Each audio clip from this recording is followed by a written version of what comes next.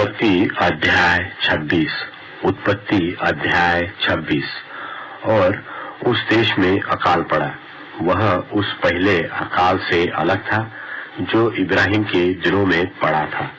सो इसहाक गरार को पलिश्तियों के राजा अबीमेलेक के पास गया। वहां यहोवा ने उसको दर्शन देकर कहा, मिस्र में मत जा, जो देश मैं तुझे बताऊंगा उसी में रह। तू इसी देश में रह और मैं तेरे संग रहूंगा और तुझे आशीष दूंगा, और ये सब देश मैं तुझको और तेरे वंश को दूंगा। और जो शपथ मैंने तेरे पिता इब्राहिम से खाई थी उसे मैं पूरी करूंगा, और मैं तेरे वंश को आकाश के तारागण के समान करूंगा, और मैं तेरे वंश को ये सब देश दूंगा, और पृथ्वी की सारी जातियां तेरे वंश के कारण अपने को धन्य मानेगी, क्योंकि इब्राहिम ने मेरी मानी और जो मैंने उसे सौंपा था उसको, और मेरी आज्ञाओं, विधियों और व्यवस्था का पालन किया। सो इसहाक गरार में रह गया। जब उस स्थान के लोगों ने उसकी पत्नी के विषय में पूछा, तब उसने यह सोचकर कि यदि मैं उसको अपनी पत्नी कहूं तो यहाँ के लोग रिबका के कारण, जो परम सुंदरी है, मुझको मार डालेंगे। उत्तर दिया, वह तो मेरी बहन है। जब उसको वहां रहते बहुत दिन बीत गए, तब एक दिन पलिश्तियों के राजा अबीमेलेक ने खिड़की में से झांक के क्या देखा कि इसहाक अपनी पत्नी रिबका के साथ क्रीड़ा कर रहा है। तब अबीमेलेक ने इसहाक को बुलवाकर कहा, वह तो निश्चय तेरी पत्नी है, फिर तूने क्यों कर उसको अपनी बहन कहा? इसहाक ने उत्तर दिया, मैंने सोचा था कि ऐसा न हो कि उसके कारण मेरी मृत्यु हो। अबीमेलेक ने कहा, तूने हमसे यह क्या किया? ऐसे तो प्रजा में से कोई तेरी पत्नी के साथ सहज से कुकर्म कर सकता, और तू हमको पाप में फंसाता। और अबीमेलेक ने अपनी सारी प्रजा को आज्ञा दी कि जो कोई उस पुरुष को व उस स्त्री को छुएगा वो निश्चय मार डाला जाएगा। फिर इसहाक ने उस देश में जोता बोया और उसी वर्ष में 100 गुना फल पाया, और यहोवा ने उसको आशीष दी, और वह बढ़ा और उसकी उन्नति होती चली गई, यहाँ तक कि वह अति महान पुरुष हो गया। जब उसके भेड़ बकरी, गाय बैल और बहुत से दास दासियां हुई, तब फलिश्ती उससे डाह करने लगे। सो जितने कुएं को उसके पिता इब्राहिम के दासों ने इब्राहिम के जीते जी खोदा था, उनको फलिश्तियों ने मिट्टी से भर दिया। तब अबीमेलेक ने इसहाक से कहा, हमारे पास से चला जा, क्योंकि तू हमसे बहुत सामर्थी हो गया है। सो इसहाक वहां से चला गया और गरार के नाले में अपना तंबू खड़ा करके वहां रहने लगा। तब जो कुएं उसके पिता इब्राहिम के दिनों में खोदे गए थे और इब्राहिम के मरने के पीछे फलिश्तियों ने भर दिए थे, उनको इसहाक ने फिर से खुदवाया, और उनके वे ही नाम रखे जो उसके पिता ने रखे थे। फिर इसहाक के दासों को नाले में खोदते खोदते बहते जल का एक सोता मिला। तब गरारी चरवाहों ने इसहाक के चरवाहों से झगड़ा किया और कहा कि यह जल हमारा है। सो उसने उस कुएं का नाम एसेक रखा, इसलिए कि वे उससे झगड़े थे। फिर उन्होंने दूसरा कुआं खोदा और उन्होंने उसके लिए भी झगड़ा किया। सो उसने उसका नाम सित्रा रखा। तब उसने वहां से कूच करके एक और कुआं खुदवाया और उसके लिए उन्होंने झगड़ा न किया। सो उसने उसका नाम यह कहकर रहोबोत रखा कि अब तो यहोवा ने हमारे लिए बहुत स्थान दिया है और हम इस देश में फूले फलेंगे। वहां से वह बेरशेबा को गया, और उसी दिन यहोवा ने रात को उसे दर्शन देकर कहा, मैं तेरे पिता इब्राहिम का परमेश्वर हूँ, मत डर, क्योंकि मैं तेरे साथ हूँ, और अपने दास इब्राहिम के कारण तुझे आशीष दूंगा और तेरा वंश बढ़ाऊंगा। तब उसने वहां एक वेदी बनाई और यहोवा से प्रार्थना की और अपना तंबू वहीं खड़ा किया, और वहां इसहाक के दासों ने एक कुआं खोदा। तब अबीमेलेक अपने मित्र अहुज्जत और अपने सेनापति पिकोल को संग लेकर गरार से उसके पास गया। इसहाक ने उनसे कहा, तुमने मुझसे बैर करके अपने बीच से निकाल दिया था, सो अब मेरे पास क्यों आए हो? उन्होंने कहा, हमने तो प्रत्यक्ष देखा है कि यहोवा तेरे साथ रहता है, सो हमने सोचा कि तू तो यहोवा की ओर से धन्य है, सो हमारे और तेरे बीच में शपथ खाई जाए, और हम तुझसे इस विषय की वाचा बंधाए कि जैसे हमने तुझे नहीं छुआ वरन तेरे साथ मेरी भलाई की है और तुझको कुशल क्षेम से विदा किया, उसके अनुसार तू भी हमसे कोई बुराई न करेगा।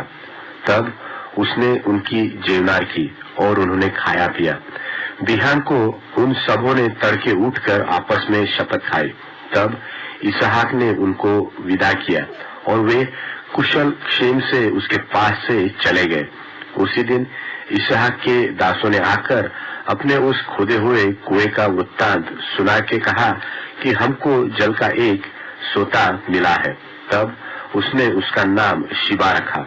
इसी कारण उस नगर का नाम आज लो बेरशेबा है।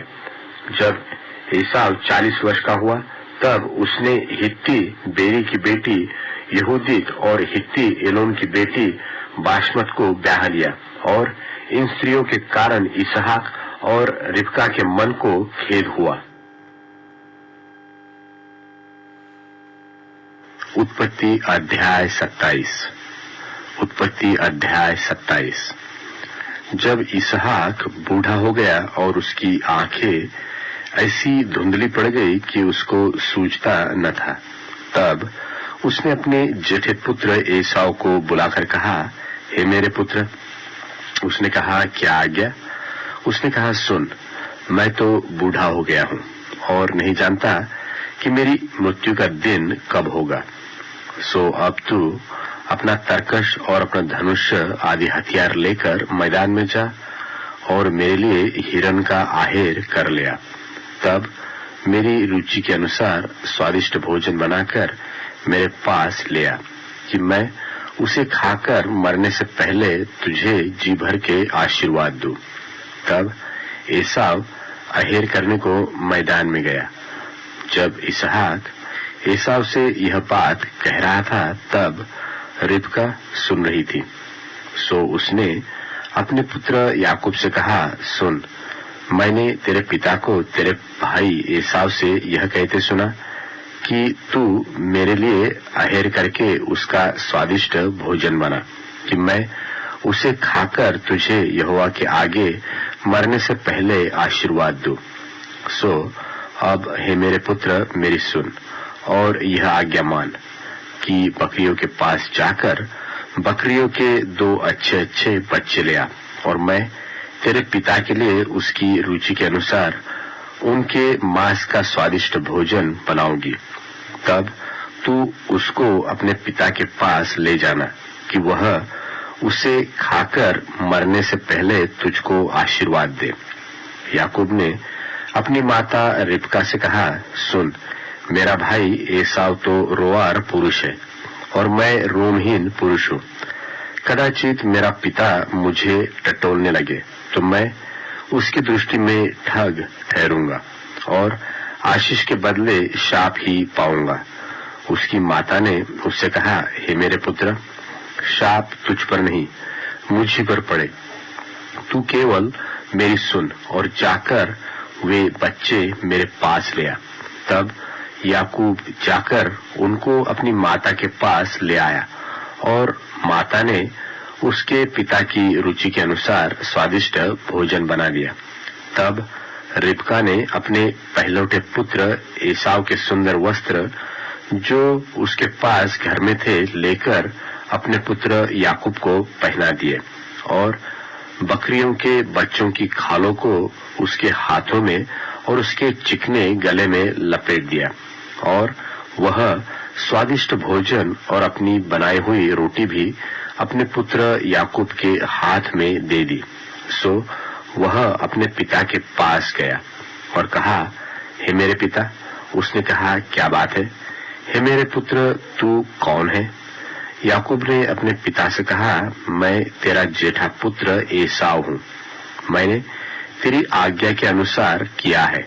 सो उठ और बैठकर मेरे अहेर के मांस में से खा, कि तू जी से मुझे आशीर्वाद दे। इसहाक ने अपने पुत्र से कहा, हे मेरे पुत्र, क्या कारण है कि वह तुझे इतनी जल्दी मिल गया? उसने उत्तर दिया कि तेरे परमेश्वर यहोवा ने उसको मेरे सामने कर दिया। फिर इसहाक ने याकूब से कहा, हे मेरे पुत्र, निकट आ, मैं तुझे टटोलकर जानूं कि तू सचमुच मेरा पुत्र एसाव है व नहीं। तब याकूब अपने पिता इसहाक के निकट गया और उसने उसको टटोलकर कहा, बोल, तो याकूब कैसा है?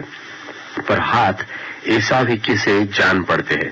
और उसने उसको नहीं चिन्हा, क्योंकि उसके हाथ उसके भाई के से रोंआर थे। सो उसने उसको आशीर्वाद दिया और उसने पूछा, क्या तू सचमुच मेरा पुत्र एसाव है? उसने कहा, हाँ, मैं हूँ। तब उसने कहा, भोजन को मेरे निकट ले आ, कि मैं अपने पुत्र के अहेर के मांस में से खाकर तुझे जी से आशीर्वाद दूं। तब वह उसको उसके निकट ले आया और उसने खाया, और वह अब उसके पास दाखमधु भी लाया और उसने पिया। तब उसके पिता इसहाक ने उससे कहा, हे मेरे पुत्र, निकट आकर मुझे चूम। उसने निकट जाकर उसको चूमा और उसने उसके वस्त्रों का सुगंध पाकर उसको वह आशीर्वाद दिया कि देख, मेरे पुत्र का सुगंध जो ऐसे खेत का सा है जिस पर यहोवा ने आशीष दी हो। सो परमेश्वर तुझे आकाश से ओस और भूमि की उत्तम से उत्तम उपज और बहुत सा अनाज और नया दाखमधु दे, और राज्य राज्य के लोग तेरे अधीन हो, और देश देश के लोग तुझे दंडवत करे। तू अपने भाइयों का स्वामी हो, और तेरी माता के पुत्र तुझे दंडवत करे। जो तुझे शाप दे सो आप ही श्रापित हो, और जो तुझे आशीष दे सो आशीष पाए। यह आशीर्वाद इसहाक याकूब को दे ही चुका, और याकूब अपने पिता इसहाक के सामने से निकला ही था कि एसाव अहेर लेकर आ पहुंचा। तब वह भी स्वादिष्ट भोजन बनाकर अपने पिता के पास ले आया और उससे कहा, हे मेरे पिता, उठकर अपने पुत्र के अहेर का मांस खा, ताकि मुझे जी से आशीर्वाद दे। उसके पिता इसहाक ने पूछा, तू कौन है?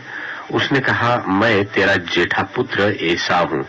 तब इसहाक ने अत्यंत थरथर कांपते हुए कहा, फिर वह कौन था जो अहेर करके मेरे पास ले आया था, और मैंने तेरे खाने से पहले सब में से कुछ कुछ खा लिया और उसको आशीर्वाद दिया, वरन उसको आशीष लगी भी रहेगी।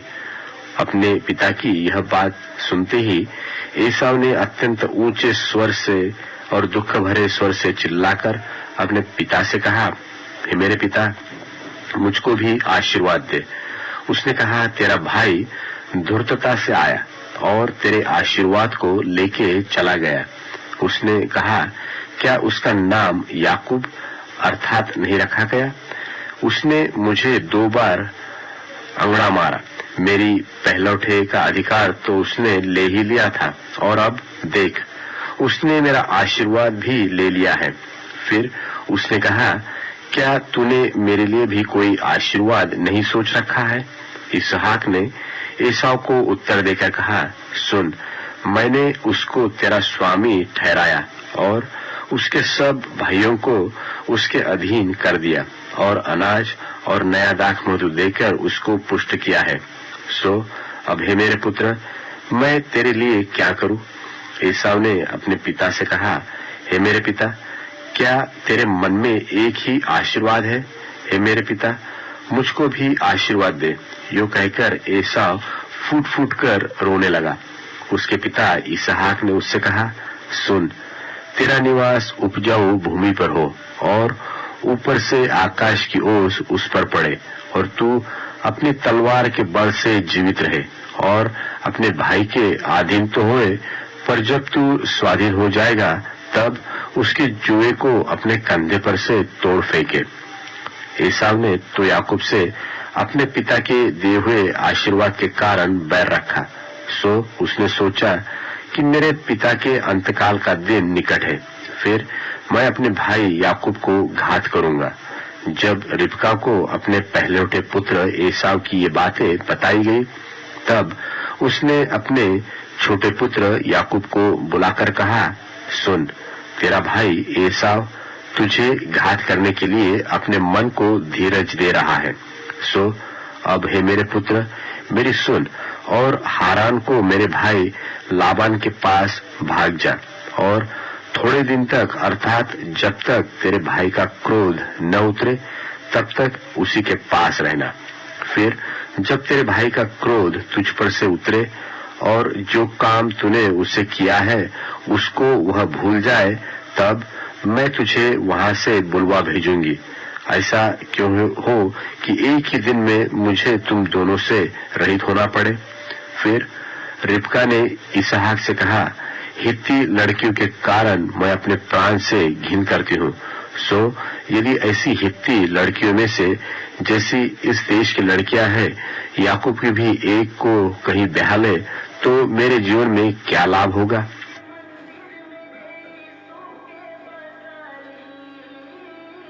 उत्पत्ति अध्याय 28। उत्पत्ति अध्याय 28। तब इसहाक ने याकूब को बुलाकर आशीर्वाद दिया और आज्ञा दी कि तू किसी कनानी लड़की को न ब्याह लेना। पद्दनराम में अपने नाना बतूएल के घर जाकर वहां अपने मामा लाबान की एक बेटी को ब्याह लेना, और सर्वशक्तिमान परमेश्वर तुझे आशीष दे और फुला फलाकर बढ़ाए, और तू राज्य राज्य की मंडली का मूल हो, और वह तुझे और तेरे वंश को भी इब्राहिम की सी आशीष दे कि तू यह देश जिसमें तू परदेशी होकर रहता है और जिसे परमेश्वर ने इब्राहिम को दे दिया था, उसका अधिकारी हो जाए। और इसहाक ने याकूब को विदा किया और वह पद्दनराम को अरामी बतूएल के उस पुत्र लाबान के पास चला, जो याकूब और एसाव की माता रिबका का भाई था। जब इसहाक ने याकूब को आशीर्वाद देकर पद्दनराम को भेज दिया कि वह वहीं से पत्नी ब्याह लाए, और उसको आशीर्वाद देने के समय यह आज्ञा भी दी कि तू किसी कनानी लड़की को ब्याह न लेना। और याकूब माता पिता की मानकर पद्दनराम को चल दिया। तब एसाव यह सब देख के और यह भी सोचकर कि कनानी लड़कियां मेरे पिता इसहाक को बुरी लगती है, इब्राहिम के पुत्र इश्माएल के पास गया और इश्माएल की बेटी महलत को, जो नबायोत की बहन थी, ब्याह कर अपनी पत्नियों में मिला लिया। सो याकूब बेरशेबा से निकलकर हारान की ओर चला, और उसने किसी स्थान में पहुंचकर रात वहीं बिताने का विचार किया, क्योंकि सूर्य अस्त हो गया था। सो उसने उस स्थान के पत्थरों में से एक पत्थर ले अपना तकिया बनाकर रखा और उसी स्थान में सो गया। तब उसने स्वप्न में क्या देखा कि एक सीढ़ी पृथ्वी पर खड़ी है और उसका सिरा स्वर्ग तक पहुंचा है, और परमेश्वर के दूत उस पर से चढ़ते उतरते हैं, और यहोवा उसके ऊपर खड़ा होकर कहता है कि मैं यहोवा तेरे दादा इब्राहिम का परमेश्वर और इसहाक का भी परमेश्वर हूँ। जिस भूमि पर तू पड़ा है उसे मैं तुझको और तेरे वंश को दूंगा, और तेरा वंश भूमि की धूलि के किनकों के समान बहुत होगा, और पश्चिम पूरब उत्तर दक्षिण चारों ओर फैलता जाएगा, और तेरे वंश के द्वारा पृथ्वी के सारे कुल आशीष पाएंगे। और सुन, मैं तेरे संग रहूंगा, और जहां कहीं तू जाए वहां तेरी रक्षा करूंगा, और तुझे इस देश में लौटा ले आऊंगा। मैं अपने कहे हुए को जब तक पूरा न करूं तब तक तुझको न छोड़ूंगा। तब याकूब जाग उठा और कहने लगा, निश्चय इस स्थान में यहोवा है और मैं इस बात को न जानता था। और भय खाकर उसने कहा, यह स्थान क्या ही भयानक है, यह तो परमेश्वर के भवन को छोड़ और कुछ नहीं हो सकता, वरन यह स्वर्ग का फाटक ही हो सकता है। भोर को याकूब तड़के उठा और अपने तकिए का पत्थर लेकर उसका खंबा खड़ा किया और उसके सिर पर तेल डाल दिया और उसने उसका नाम बेतेल रखा, पर उस नगर का नाम पहले लूज था। और याकूब ने यह मन्नत मानी कि यदि परमेश्वर मेरे संग रहकर इस यात्रा में मेरी रक्षा करे और मुझे खाने के लिए रोटी और पहनने के लिए कपड़ा दे और मैं अपने पिता के घर में कुशल क्षेम से लौट आऊं, तो यहोवा मेरा परमेश्वर ठहरेगा और यह पत्थर जिसका मैंने खंबा खड़ा किया है परमेश्वर का भवन ठहरेगा। और जो कुछ तू मुझे दे उसका दशमांश मैं अवश्य ही तुझे दिया करूंगा।